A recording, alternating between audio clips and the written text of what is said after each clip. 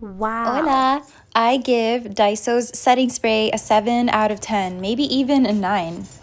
Have you tried it? If so, how about you? Hey everybody, or hello benevolent bunnies. My frontal lobe has fully developed, and I've come to the conclusion that most women and men, both of them, are predatory.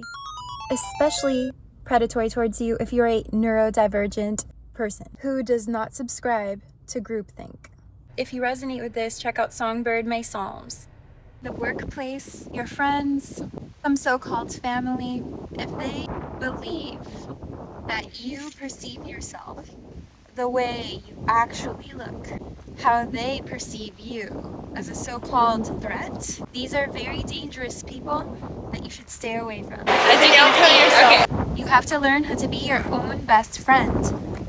Remember your why and your truest identity, because little you always knew you were that girl. Ladies, she always knew you were that girl.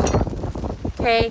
And something I find very harmful in religious spaces, and this is not to say that I'm anti-Jesus, I'm not anti-Christ Yahushua, no, and I'm not pro-antichrist.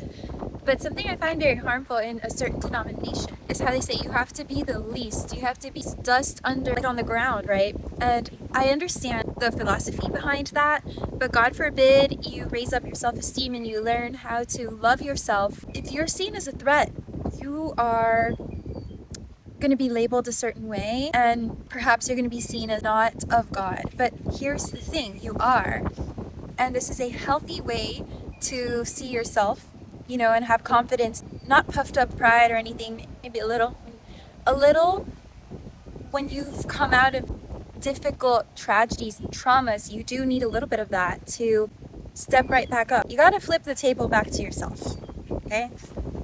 Back to Christ. Back to yourself. Get back up. Like how you tell children, you got to be your best self. You got to be proud of who you are. That doesn't just stop in adulthood. Why would we teach children to think highly of themselves and then once you're an adult, punish that same taught behavior? Or send your child to private school and then as an adult, they're tight with God, but you're punishing that behavior? This is groupthink. Groupthink.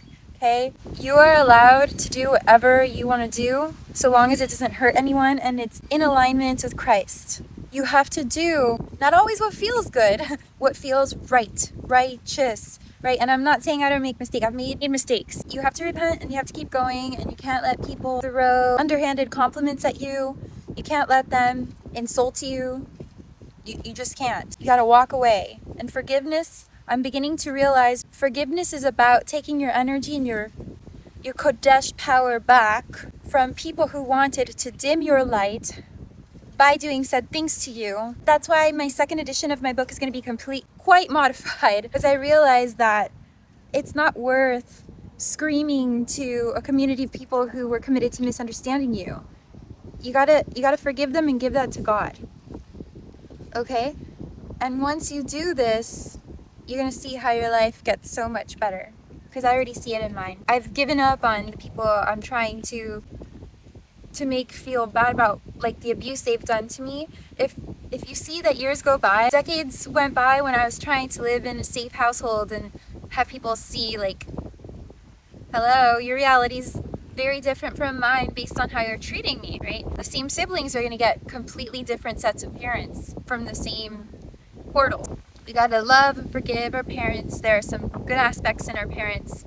We can focus on those, but not hyper-focus on those, or the bad ones, even though I've been there and I'm coming out of it. But if I am a true follower of Christ, I forgive. I haven't forgotten, but I'm trying not to think about it anymore, because then you're giving people away your sovereign power. And then what's the point of that? It's like letting their spell work. Once you realize it was a whole coven operating against you, whether that's family, friends, the workplace mobbing, what have you, or predatory men, you gotta, and not all men and women are bad, but it's only a rare few who are good. That's my hot take. You can take it or not, but that's how I feel. Based on over 3 decades of evidence. If you resonate with my content, check out my book, Songbird My Psalms. If this was your life trajectory story and you're coming out of that, this is the space for you. If you don't If you don't resonate with this, or if you're on the side of bullies or community harassment, then this is probably not the book for you, unless you want to study it and continue to exploit the people who are coming out of it, or try to anyways.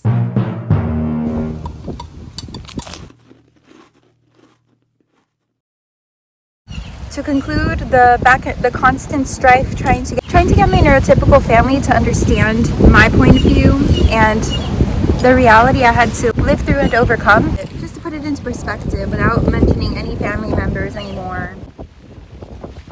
The very last time I remember seeing my family at large, like collectively, was for a great aunt's birthday, one of the last birthday pagan celebrations I attended. An aunt was taking photos of me and told me to turn around to get my silhouette, and everyone was laughing. So I was being sexualized in my own family setting. This was after trying out for Emirates to become a flight attendant, to literally fly away from this problem. I've made mistakes in how I've tried to fly away from my problem, but already repented for a couple of mistakes I made in order to escape an abusive system, right? I had to recreate my own survival system, and I'm still embellishing it, I'm still improving it, and I still believe in myself, and I still believe in God, right? Because I've seen what He could do for me. But when I realized my family was mocking me, not listening to me, but just staring at me, studying me, othering me, and not trying to form a mutual relationship, but just treat me as a study, like as a study case, constantly say I'm weird. I'm not that weird. I'm spunky and stuff, but I just don't subscribe to groupthink. So if that makes me weird, I guess I'm weird. As I was leaving that party, after I was being sexualized, they were trying to set me up with some rad trad. Like, he was cute, but he wasn't My uncle had the audacity to say, someone as wild as her will never get a guy like him. Okay, good. Good, uncle. Good. Because I don't want a guy like that. It's crazy how they would just sexualize me, reduce me to...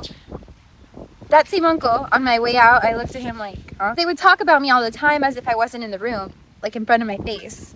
And this, if you don't break this cycle, it goes on to the workplace, to any industry you try to get into, because that's the system you normalized from childhood. So, lastly,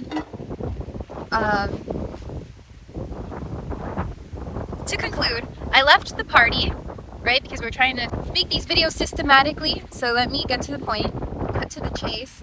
As I was on my way out, I had a couple of uncles and a male family member sitting on the sofa watching this older uncle in front of my face, and all the aunts saw this, and he said, everybody knows all she's good for is her looks, her body. Alright, that was my cue to go no contact with my whole family. Well, that was my matriarchal side. Patriarchal is a different story, but I mean, a lot of uncles by marriage too. Love them all, forgive them all, but guys, you gotta do better. You gotta do better. And then I saw one of them at the gym, and it was so weird because he was with his son, and he asked me, like, my cousin, who also othered me, and he was just kind of staring, like, I was like, okay.